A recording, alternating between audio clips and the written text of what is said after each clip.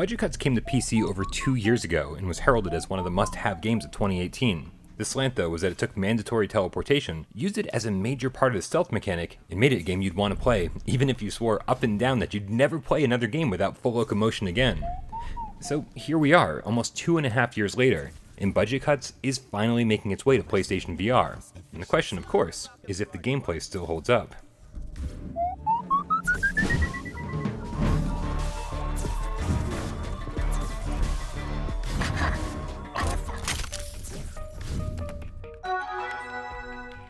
In Budget Cuts, you play as a human in a world where robots are taking over all the jobs at Transcorp, the boring office facility where you work. And when you find out they're after you, it's time to pack up and try to escape.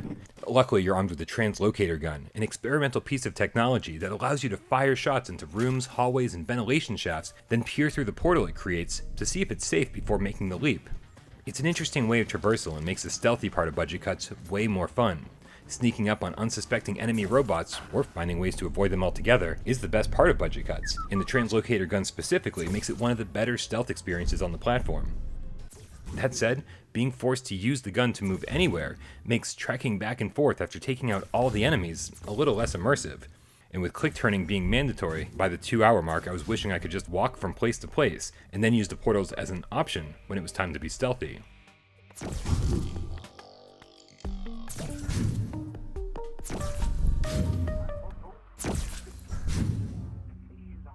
Sneaking from room to room over the course of the adventure does reveal a few problems though. The environments are fairly bland, as expected in an office building, but even as you progress closer and closer toward the dark and sinister end, other than some changes in lighting, it's still just a pretty barren office building. There's also only one real enemy type and only one real way to take them down. Luckily, throwing knives and scissors is fairly precise. I was just hoping for something a little more powerful by the end of the game. As an aside, I found it oddly satisfying to watch oil spurt out of enemies and cover the floor and walls as they slowly fell to their death.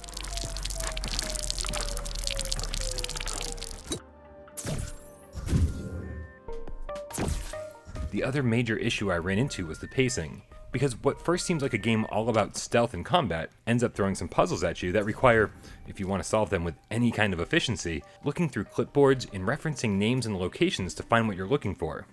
It's nothing too complicated, but moments like this can certainly feel tedious, and it doesn't help that each area is fairly small and broken up by loading screens. They're not terribly long, but they are frequent, and if you die a lot, they're even more frequent.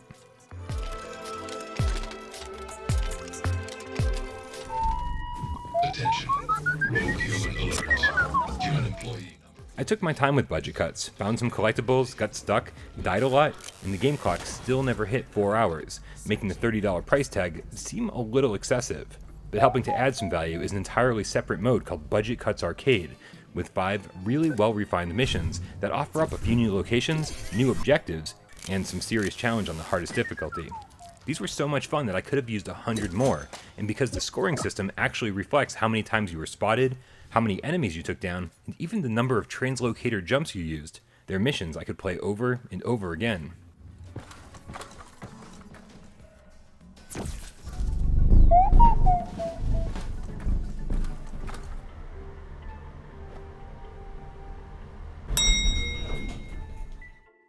We live in a world where mandatory teleportation is about the worst insult you can sling at a VR game. But Budget Cuts takes this mechanic, reinvents it, and ultimately delivers a really fun, really challenging stealth game. It's not always perfect, but my brief time as a Transcorp employee was certainly a memorable one.